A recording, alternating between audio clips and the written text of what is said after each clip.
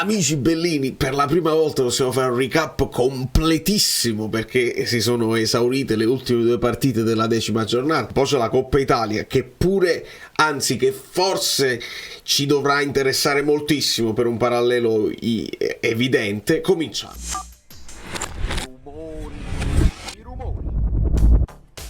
Allora, nel dare il benvenuto ad Alberto Ranieri, non Ranieri l'allenatore, ma Alberto, e quindi a tutti i nuovi iscritti che accorrono sul canale, grazie per la vostra fiducia e per i like che lasciate a prescindere della giornata che c'è stato un po' per il pallone d'oro con Kviscia sul red carpet. Insomma, bello da vedere, una soddisfazione per il nostro ragazzo. Si sono concluse anche le ultime 2 partite della 10ª giornata del campionato italiano di calcio. Il gioco del calcio non è andata benissimo, insomma dovevamo aspettarcelo. Poi mi dovete dire voi nei commenti, preferivate una vittoria della Fiorentina che ci avrebbe anche lei scavalcato come l'Atalanta? Siete contenti della vittoria della Lazio? Era meglio un pareggio? Perché poi la Lazio secondo me è un po' più pericolosa se ingrana rispetto alla Fiorentina che qualche limite lo dimostra.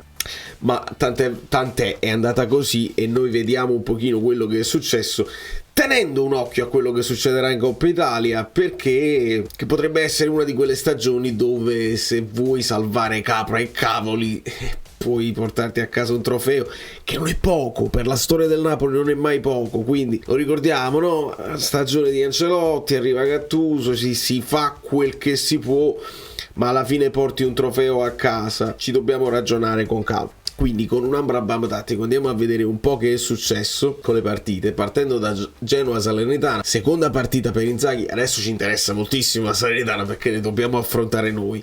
Seconda partita per Inzaghi, arriva una sconfitta dopo la prima che è finita in pareggio, ma prima max XG e minimo XG, perché sennò faccio le cose sbagliate e ci vuole precisione. Questa è una cosa interessante che vi volevo far vedere, è il grafico degli XG, però senza contare i rigori. È ancora un po' più serio come dato, perché molto spesso poi i rigori ti portano a gonfiare i dati di XG rispetto a quelle che sono azioni che fai manovrate. Certo, il rigore te lo devi sempre conquistare, se c'è arrivato vuol dire che hai fatto dei presupposti, però vedi che già c'è l'Inter sempre prima in classifica come XG, però il Napoli scivola dalla seconda alla terza posizione se non conti i rigori. È un modo ulteriore di fare più approfondimento. Ma nella giornata specifica, mentre io pensavo che insomma la Juventus con 3,65 sarebbe stato poi il max XG di giornata, è il Cagliari che si prende questo scettro ideale. Max XG di giornata il Cagliari con 4,07. Ovviamente questo XG deve considerare anche il rigore sbagliato da Mancosu, anche il palo che poi prende Mancosu, insomma varie occasioni per il Cagliari, quindi si gonfia questo numero e anche i gol che fanno arrivano da molto vicino. Il minimo XG invece lo registra l'Empoli, lo registra proprio l'Empoli contro l'Atalanta, solo 0,27. La famosa cura Andreazzoli. Questa è un'altra riflessione leggera che vi lascio. Meglio Andreazzoli rispetto quando cambi allenatore, migliorano poi le cose, magari c'hai una spinta iniziale, magari c'hai quella reazione così, poi si riassesta un po' tutto. Io temo che ci potrebbe essere quella reazione un pochino, poi ci sono le situazioni in cui tu cambi allenatore e cambi completamente, però dipende da quello che devi fare. Se cambi per salvarti può essere che si punta sulla foga, sulla testa dei calciatori. Se invece cambi per poi entrare in Champions oppure per lottare per lo scudetto, secondo me ci sono altre cose che bisogna vedere prima del cambio allenatore. Ma oramai ci siamo e quindi abbracciamoci questa stagione per quella che è. Tra l'altro è interessante anche vedere le statistiche dei 5 campionati comparati. C'è la Premier League, c'è la Serie A, la Liga 1 e la Bundesliga, e non fa impressione che il giocatore con maggior numero di reti, Lautaro, giocatore con maggior numero di assist, Thuram, partite con porta inviolata, Sommer, già ti fa capire.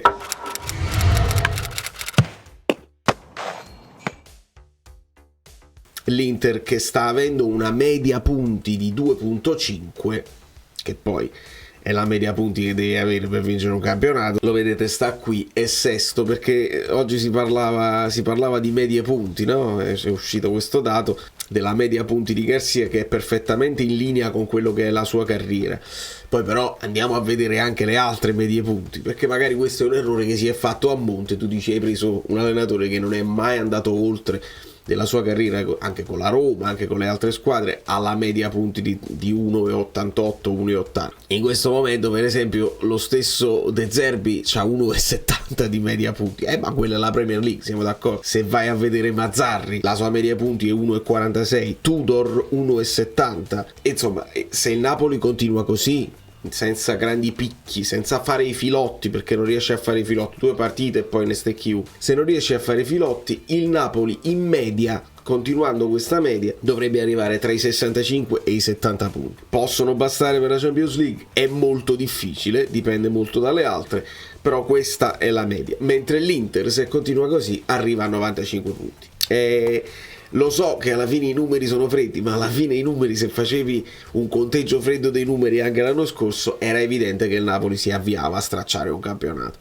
Quindi noi dobbiamo essere calmi, capire, valutare e vedere anche degli allenatori che ci sono disponibili quale che ha questa media punti più straordinaria. L'unico probabilmente è Conte, che arriva a 1,90 e qualcosa, però vuole venire. Quindi, e se ascoltate i discorsi che fanno i milanisti adesso, dicono che lo cambiamo a fare Pioli, che calma con il Pioli out, che lo cambiamo a fare, non viene nessuno, bene o male quello è, cambiamo i preparatori atleti, uguale, potresti togliere Pioli out, mettere Garcia out e sono gli stessi discorsi. Andiamo a vedere cosa è successo in campionato, piuttosto mi rimettere in poltrona che sto più comodo.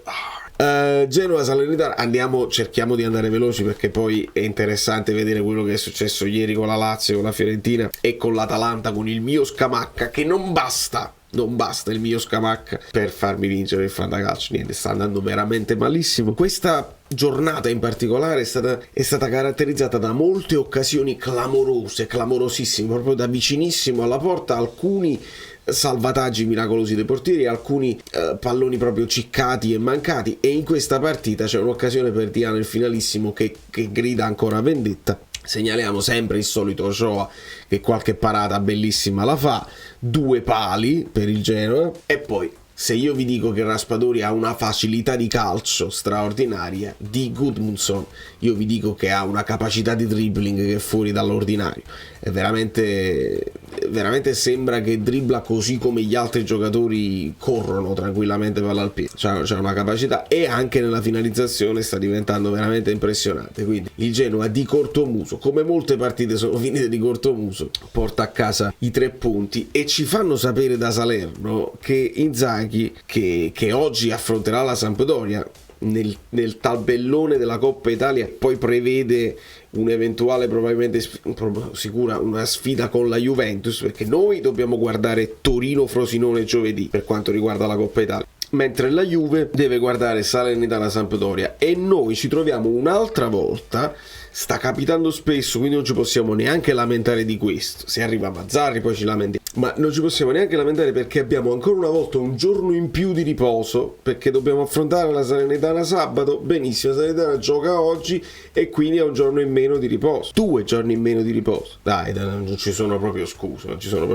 e ci fanno sapere che Inzaghi probabilmente utilizzerà Simi, cioè stanno pensando di reintegrare il gigante Simi, che tanto bene fece anche 2 anni fa, in squadra, e quindi avranno un pochino più bocche da fuoco da alternare in attacco. Non credo che la Salernitana sia una squadra che faccia grande calcio, però noi siamo bravi ad esaltare i piccoli punti di forza di ognuna delle nostre squadre, qui siamo con gli occhi aperti e non facciamo scherzi. Per quanto riguarda Sassuolo-Bologna, un certo equilibrio alla fine per quanto riguarda i numeri, e si segnala un gol straordinario del mio Zirkzee. Guardate, ha fatto tutta quella partita Scamacca, ha fatto tutta quella partita Zirkzee, e comunque non sono riuscito a vincere. Perché Immobile esiste. Il fantacalcio dà sempre grandi soddisfazioni, ma su Zirkzee ci avevo visto bene, e sta sta crescendo a vista d'occhio partita dopo partita. Sarebbe potuta essere una doppietta, ma il secondo gol Orsolini è in fuorigioco. Orsolini che fa anche un po' lezioso forse con quello scavetto sul portiere nel secondo tempo. Nel Sassuolo si segnala il gol di Boloca, che è molto molto interessante sto ragazzo, forse non nella migliore partita Berardi, un'occasione ce l'ha, però è un equilibrio totale tra queste due squadre che sono piacevoli da guardare. Sia Dionisi che Thiago Motta continuano a mostrare un bel calcio. Per quanto riguarda Lecce e Torino, nonostante un XG del Lecce molto basso, il XG del Torino arriva così alto perché il gol di Buongiorno arriva da vicinissimo. Ecco, un'altra di quelle occasioni da 0 metri che Buongiorno non fallisce, a differenza di molti altri. In realtà, guardando gli highlights, si vede tanto Lecce, tante occasioni non clamorosissime, ma comparate, vedete tutti questi pallini piccini,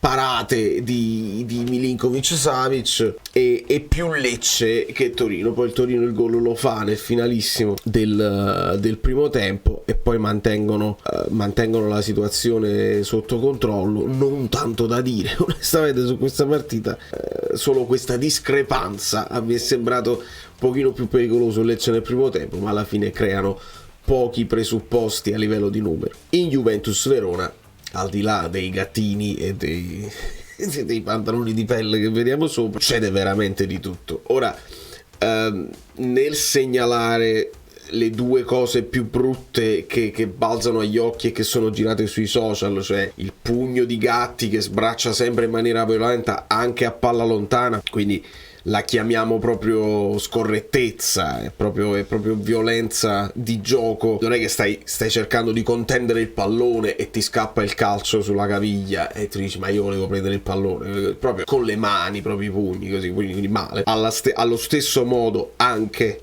altrettanto scorretto è prendere un colpo in faccia, che Faraoni prende, una sbracciata di Ken nemmeno tanto che ti fa perdere il setto nasale onestamente, però il colpo l'hai preso, si può chiamare anche fallo in quell'occasione. Non mi sembra onestamente un chiaro ed evidente errore da portare poi all'annullamento del gol, e quindi qua mi dovete dare atto di non essere anti-Juve o pro-Verona a prescindere. È la scorrettezza di chi non si è fatto onestamente niente, cade, poi si alza, controlla, si rigira per aumentare l'effetto televisivo di quello che è stato il colpo subito. È una scorrettezza per me al pari di quella di Gatti, perché stiamo parlando di gente che ci prende in giro, di gente che prende in giro l'arbitro, di gente che prende in giro gli avversari, i tifosi e anche i propri tifosi, e cercare di strappare un punto barattandolo con la dignità di un atleta, io non ci sto e continuo a ritenerla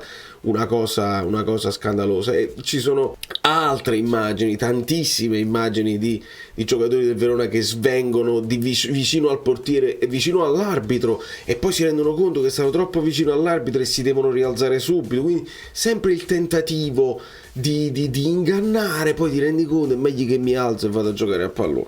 È inutile parlare aggiungere la luce sul fuorigioco e ti sposti solo il problema, che magari con la luce di un tacchetto non è in luce, si potrà dire in futuro, se ci metti anche la luce. A me sta pure bene cambiare la cosa, ma si spostano solo le polemiche di qualche centimetro. Se c'è automatica almeno fidiamoci di quello. Poi dove fai partire il frame, dove premi pausa sulla cosa e come fai le grafiche, non abbiamo modo di farlo. Ma la Juve con tanta caparbietà alla fine l'XG diventa così alto perché il gol di Cambiaso vale 0,93, cioè 93 volte su 100 da quella distanza si fa gol, è chiaro, in un'occasione del genere. E poi anche varie occasioni, lo stesso palo che arriva poi subito prima il gol di Cambiaso è un colpo di testa di Milik che è stato decisivo. Milik aveva anche procurato un potenziale assist per Ildiz,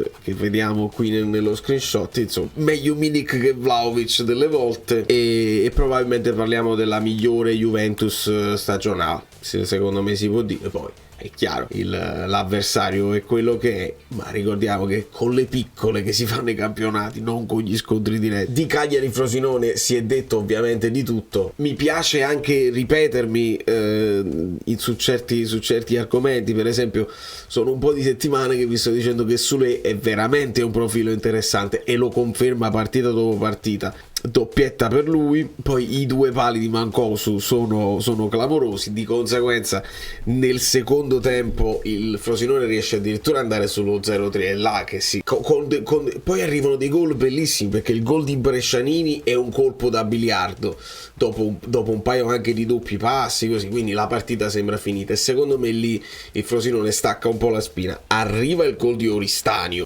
straordinario, di una precisione incredibile, e là poi il Frosinone stacca un po' la spina, perdono una palla banale, subiscono un altro gol e poi il momento di Pavoloso che non solo mette i due gol a brevissima distanza dal 93esimo al 95esimo, ma poi salva anche un potenziale 4-4 sulla linea.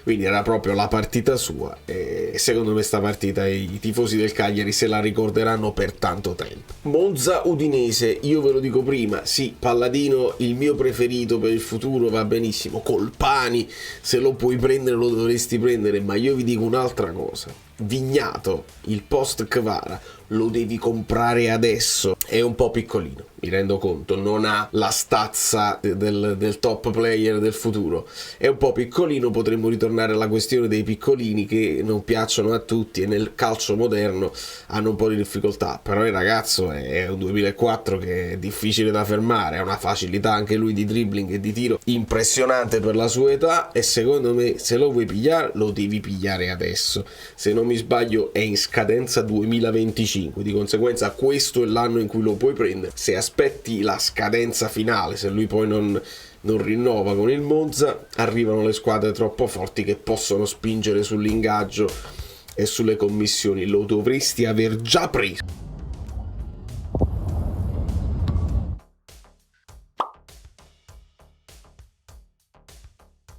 Perché Vignato secondo me è un piccolo campioncino che potrà diventare il post Kvara quando Kvara sarà entrato nel mirino, insomma, dei top player internazionali, perché quello è il suo destino, capiamoci. Ancora un mezzo miracolo di Di Gregorio, che avevo chiamato De Gregorio e chiedo pardon, e ringrazio chi mi aveva segnalato la cosa con un commento. Un mezzo miracolo arriva, il secondo non riesce a farlo, quindi Lucca pareggia.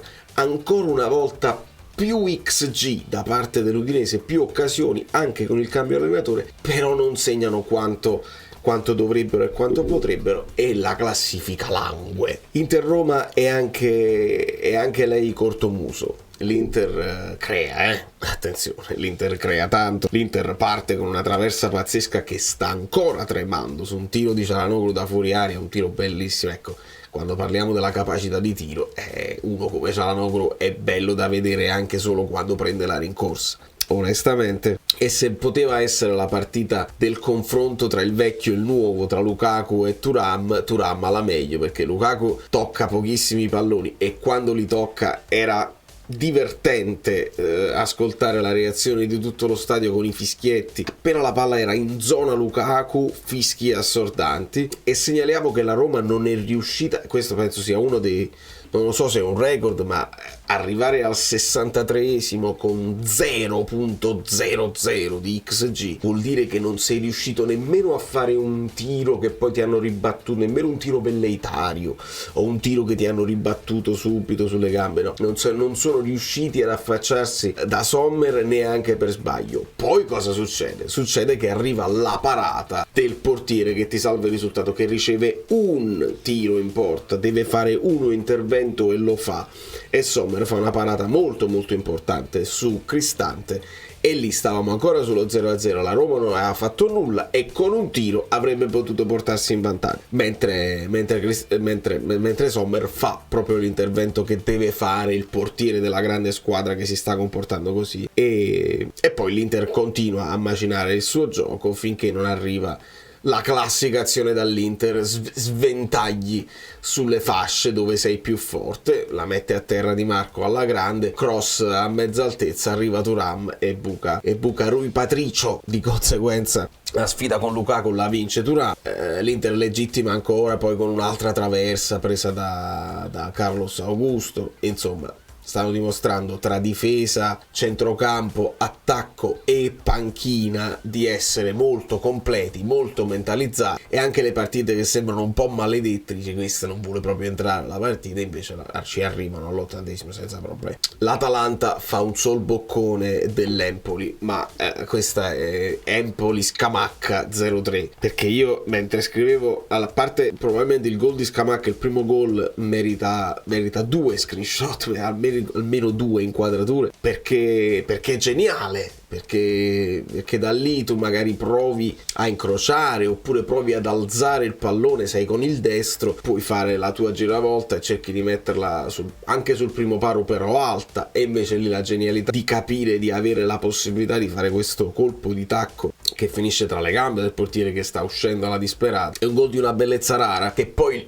ti porta anche a fare cose più difficili dopo, perché sei in fiducia, ti puoi permettere di fare qualsiasi cosa. Tutto questo sotto gli occhi di Spalletti, che era lo stadio. Questo potrebbe essere un buon segnale anche per la nazionale, perché Macca ha bisogno di continuità. Se trova la continuità può diventare un numero 9 veramente importante per il campionato italiano e per la nazionale italiana, perché al momento io non vedo altri giocatori all'altezza. Immobile oggi è tornato a segnare, però sta facendo panchina, non lo so se sono problemi fisici, ma siamo sul viale del tramonto. Scamacca dalla sua anche l'età, Raspadori può fare il 9 sicuramente nell'Italia, però io penso che uno come Scamacca, sotto la cura Spalletti che ha sempre esaltato tutti i suoi numeri 9, potrebbe essere veramente una buona notizia per la nazionale. Che poi Scamacca, il gol, il palo, l'assist ancora Koop Meiners, doveva solo tornare in campo, è tornato a segnare Koop Meiners,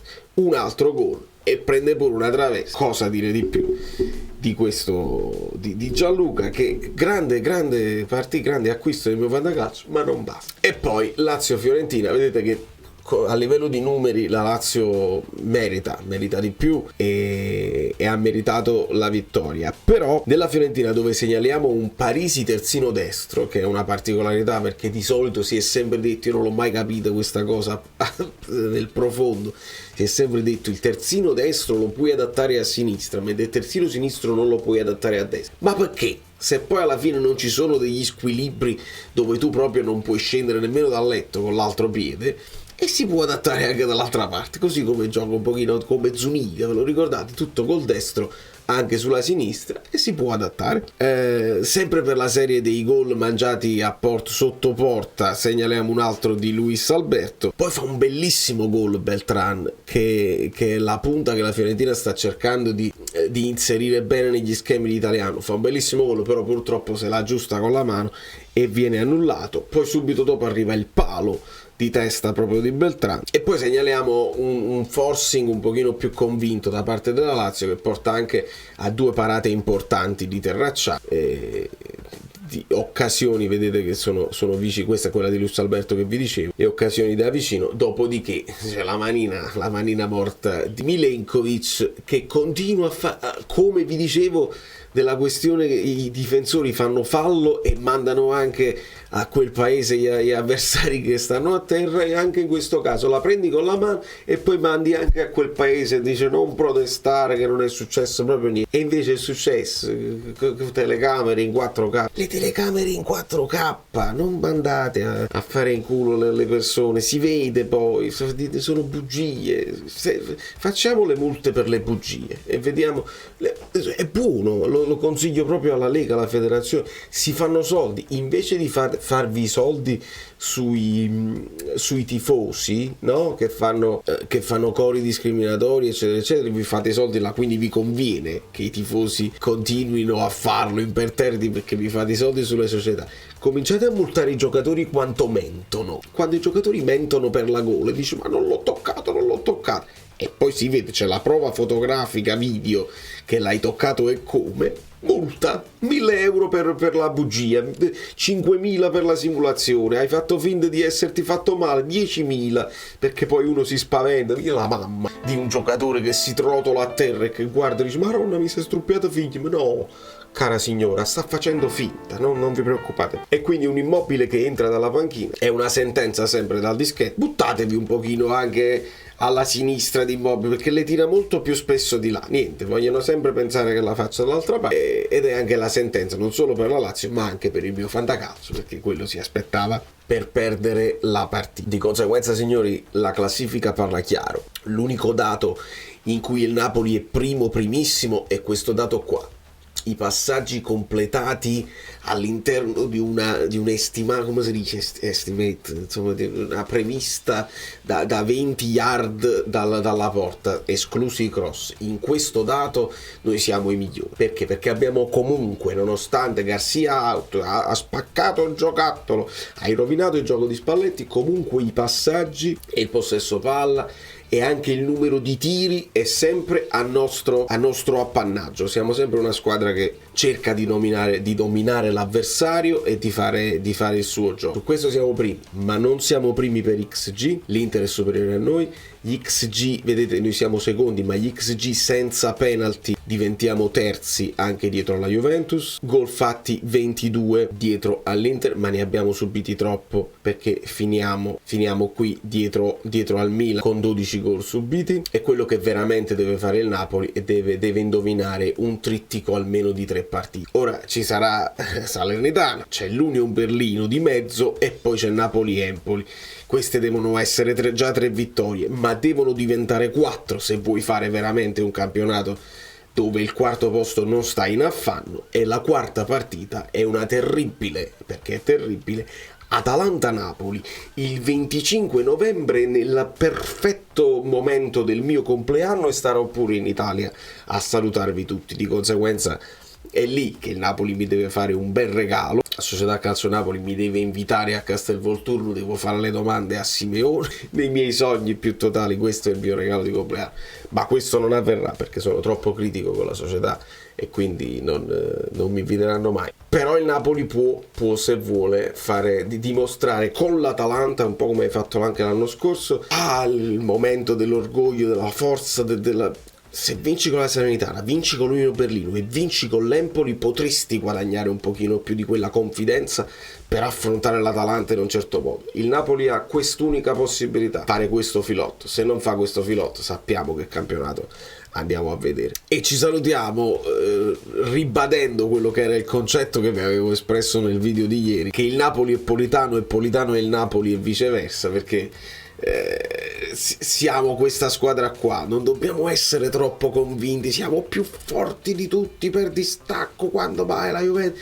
Siamo Politano, mettiamo un attimo da parte quanto di straordinario ho fatto l'anno scorso, perché anche l'anno scorso, una volta vinto lo scudetto, abbiamo mollato, anche poco prima della vittoria in matematica avevamo mollato, che non ce la facevamo più a performare in quel modo. Il Napoli è Politano, può sbagliare un gol a porta vuota e può segnare un grandissimo gol con dribbling e il tiro all'incrocio dei pali. Politano è proprio uno di quei giocatori, ora escludendo Osimhen che ha un gol in più, ma Politano a 5 gol è una notizia. Politano con questa media gol nei 90 minuti è una notizia. Politano che ha, come Di Lorenzo, 3 assist, quindi già siamo a 8 complessivi, lo vedete qui. Subito dopo Lautaro Martinez, Giroud, Thuram, c'è Politano, poi c'è sempre Osimhen, poi c'è Kvara. Questi sono i 3 nostri attaccanti, vuol dire che qualcosa di buono in attacco si sta facendo. È in difesa che dobbiamo migliorare la situazione, e non è facile perché ti viene a mancare la certezza di Kim, Nathan fa quello che può, ti viene a mancare qua Jesus, Rachmani sta avendo delle difficoltà, non si capisce quella fascia sinistra di chi deve essere, poi la difesa parte dal movimento dei centrocampisti. È facile, ragazzi, secondo me la può risolvere tranquillamente anche Garcia, non c'è bisogno di chiamare il maestro Mazzarri da New York. Azzurro fluido è tutto, i dati non mentono, voi invece lasciate like senza mentire, che la multa a chi mente come giocatori.